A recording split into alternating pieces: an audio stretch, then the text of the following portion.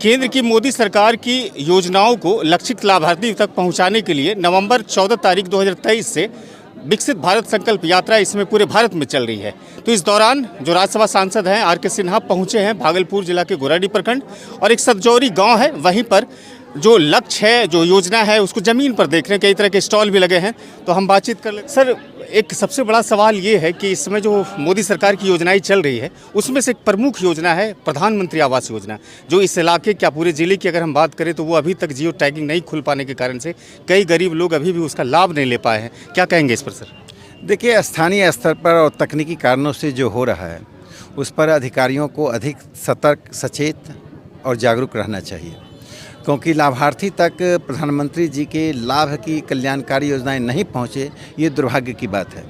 और मुझे लगता है कि स्थानीय अधिकारियों को का यह आलस्य या उनमें जो कमी है, जो तकनीकी समस्या है, उससे केंद्र के अधिकारियों से मिलकर सुलझाएं और यह योजना का लाभ मिले। 2014 में मोदी जी की सरकार बनी, उसके पहले देश में एक फिल्म बनी थी, रोटी कपड़ा और मकान। यानी उस फिल्म का तात्पर्य था कि इस देश के लोग सबसे बुनियादी ज़रूरत यानी सर के ऊपर छत, तन पे कपड़ा और पेट में अनाज, इस समस्या से गुजर रहे हैं। और इस समस्या के निदान के लिए हम विदेशों में कभी कटोरा लेकर जाते थे, कभी इंडियन मॉनेटरी फंड से लोन मांगते थे, कभी वर्ल्ड बैंक से हम लोन लेते थे और दुनिया में हमारी जगहसाई होती थी। आज प्रधानमंत्री नरेंद्र मोदी जी ने आलस्य त्याग कर 365 दिन 24 घंटे काम करके देश को जागरूक करके सरकारी अधिकारी, सामान्य राजनीतिक कार्यकर्ता और इसके साथ साथ जनप्रतिनिधियों के तीनों को जनता के बीच झोंकने का काम किया है और उसमें स्वस्फूर्ति के साथ वो काम कर रहे हैं, जिसके कारण रोटी कपड़ा और मकान की समस्या इस देश से लगभग समाप्त हो रही है। अगर थोड़ी कम अंश में कमी है तो उसे हम समाप्त करने के लिए ही यह विकसित भारत संकल्प यात्रा निकाल रहे हैं। क्या पौने 10 वर्षों के कार्यकाल से आप लोग प्रधानमंत्री के संतुष्ट हैं और तीसरी मर्तबा प्रधानमंत्री की जो कवायद आप लोग गढ़ रहे हैं वो लगता है कि पौने 10 वर्षों के कार्यकाल में मिल जाएगी सफलता तीसरी मर्तबा भी? देखिए, आज नरेंद्र मोदी जी को दुनिया में राष्ट्राध्यक्षों के बीच खड़ा कर दिया जाए तो आज कोई राष्ट्राध्यक्ष इनके सामने नहीं टिकेगा। आज फ्रांस, जर्मनी और अमेरिका के लोग प्रधानमंत्री नरेंद्र मोदी के इस प्रतिमान यानी इस मॉडल को देख रहे हैं। इतने 13.5 करोड़ लोग, 13.5 करोड़ लोग 9 वर्षों में गरीबी रेखा से कैसे आए, यह वर्ल्ड बैंक इसके लिए नए प्रकार का शोध कर रहा है। ये मोदी मैजिक है। यानी मोदी मैजिक का एक ही मतलब है, प्रतिबद्धता के साथ परिश्रम करना और परिणाम के लिए समय सीमा में काम करना। आखिर में 2 सवाल लेंगे। भागलपुर लोकसभा क्षेत्र जब घूमते हैं तो लोगों को आप क्या देखते हैं, किस तरह की समस्या अभी भी यहाँ पर है, किस तरह की योजनाएं इनको मिलनी चाहिए सर? देखिए, जो बिहार सरकार की योजनाएं हैं, विशेष करके सरकार के अंतर्गत जो केंद्र सरकार के राज्य सरकार के द्वारा देती है, उसमें बिहार सरकार के अधिकारी या सरकार किसी भी कारण से जाने अनजाने उसमें कोताही कर रही है। वो वहाँ लोगों तक नहीं पहुँच रहा है।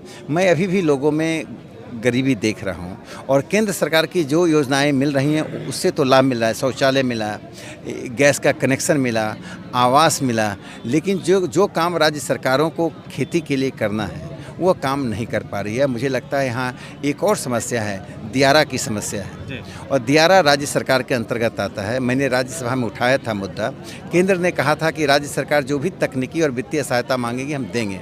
तो दियारा की समस्या का समाधान नहीं करना राज्य सरकार की सबसे बड़ी विफलता है। हजारों किसान खेत के होते हुए भी उनके पास फसल नहीं आ पाता है और गरीबी रेखा के नीचे रहते हैं। आखिर में एक सवाल, 14 जनवरी से 22 जनवरी के बीच आप लोग हर गांव यानी 45,000 जो गांव है पूरे बिहार में, वहां पर मंदिरों में जाएंगे, स्वच्छता करवाएंगे, फिर वहां पर दीपक जलाएंगे, लोगों को जागरूक करेंगे। एक दीपावली का भी कहीं ना कहीं उत्सव देखने के लिए मिलेगा।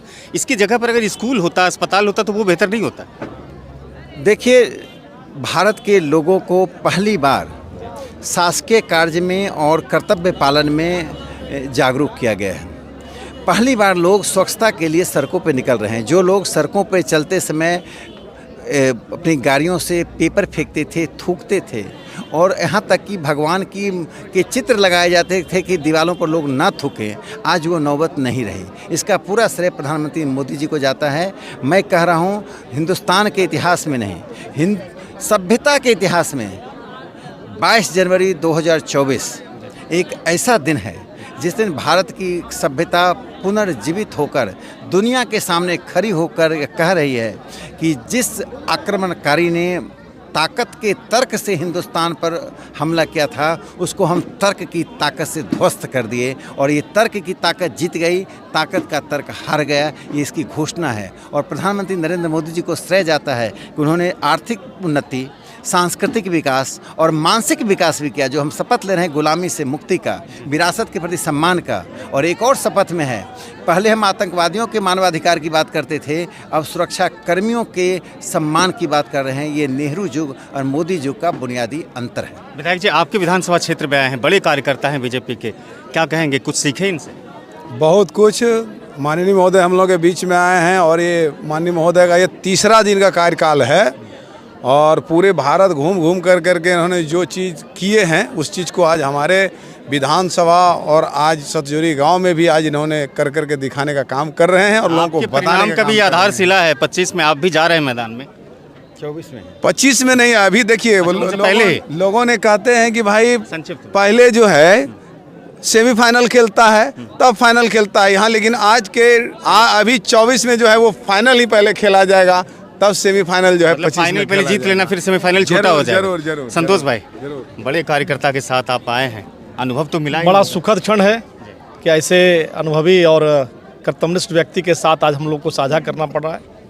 और ये जो मोदी गारंटी रथ है, जो लोगों की अपेक्षा और आकांक्षाओं को पूर्ण करने के लिए है, और सरकार जनता के द्वार, योजनाएं पदाधिकारी सरकार के द्वार, ये अंतर है।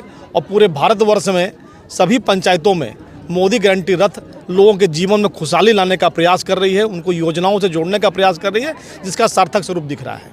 क्या कहेंगे, बताइए। बस इतना ही हम कहना चाहेंगे, जो धरातल पे दिख रहा है, अभी भी देखे कुछ महिला को यहाँ पे गैस मिला और सब लाभ मिला, और मोदी की गारंटी जो रथ चल रहा है, मोदी है तो इस धरती पे हर काम संभव है।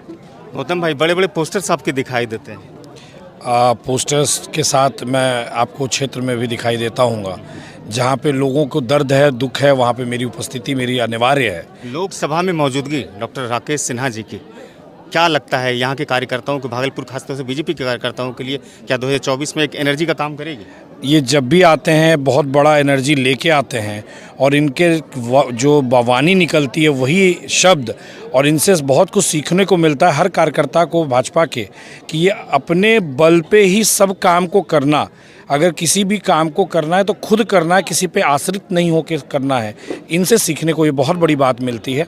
और क्षेत्र में जो इनको मैंने अपने लोगों से जो जुड़े हुए हैं, वो हम लोगों को सीखने के विषय है, चाहे पहले या बाद, लोगों से जुड़े रहेंगे तभी मोदी जी की गारंटी को हम लोग सफल कर पाएंगे। शुक्रिया, सभी लोगों का शुक्रिया, धन्यवाद। तो ये भारतीय जनता पार्टी की पूरी पैनल थी, जो कि कहीं ना कहीं 2024 के लोकसभा की एक तैयारी का एक नज़ारा है, दृश्य देखने के लिए मिला, जिसमें डॉक्टर राकेश सिन्हा भी थे और भागलपुर भाजपा इकाई के भी कार्यकर्ता थे।